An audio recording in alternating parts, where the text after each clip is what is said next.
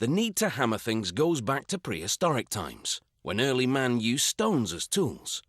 The modern hammer evolved from those first crude implements, but with its forged steel design and user-friendly handle, the hammer of today is, well, strikingly different.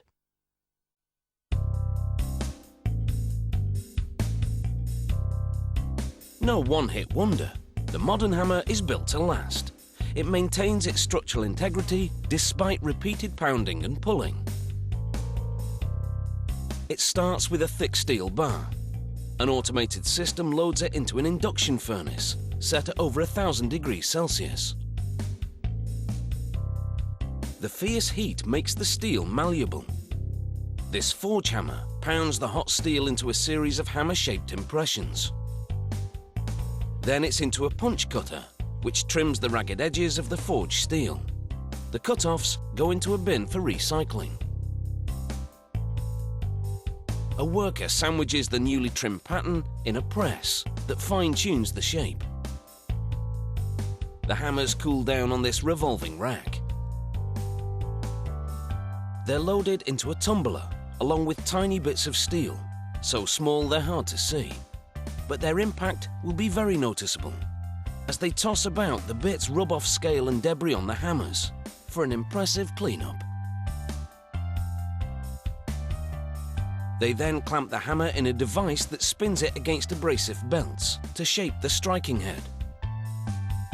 These belts also bevel the head. It's a safety feature. The sloped edge is less likely to chip nails on impact.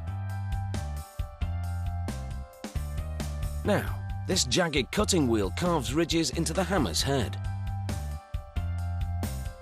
The device then repositions the hammer so the wheel can cut it in a different direction to create a grid.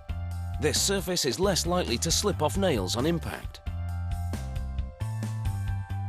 The next stage is the tempering process. The hammers plunge into a very hot bath. Then into quenching oil, which cools the metal so quickly it hardens. Now it's time for another polish. This one makes the steel gleam. It's the finishing touch. Next, they assemble leather rings in a tray, 25 to each. They place plastic rings at each end to break up the look and buttress it with a prolonged metal disc. They slide the tray into a compartment and insert the end of the hammer into the rings. A hydraulic tool rams it through them, covering the handle in a neat wrap that's comfortable to grasp. They secure the end of the hammer in a clamp, and then a spinning tool flattens the prongs that protrude from the metal plate, riveting it to the leather wrap. Then, using a series of sanding belts, they smooth the rough leather.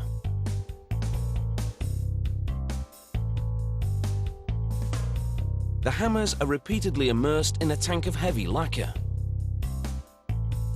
When it dries, the lacquer will give the leather wrap a tough, sleek finish. And the handle will look like one textured piece instead of many.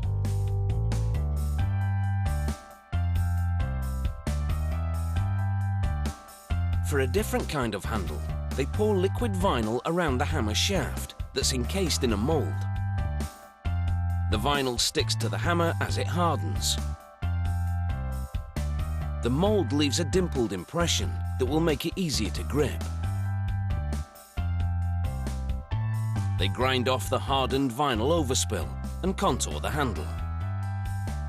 These handles are preferred by some people because the vinyl is an anti-shock material. The model number is then stamped onto it. Paint guns mist the steel with lacquer for rust-proofing. The hammers then travel through an oven, which cures the lacquer.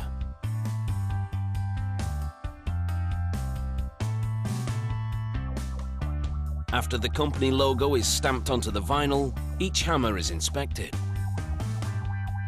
Only then does it get its seal of approval. It takes about a day to make a hammer. And with the different handle wraps and sizes, they really nailed it.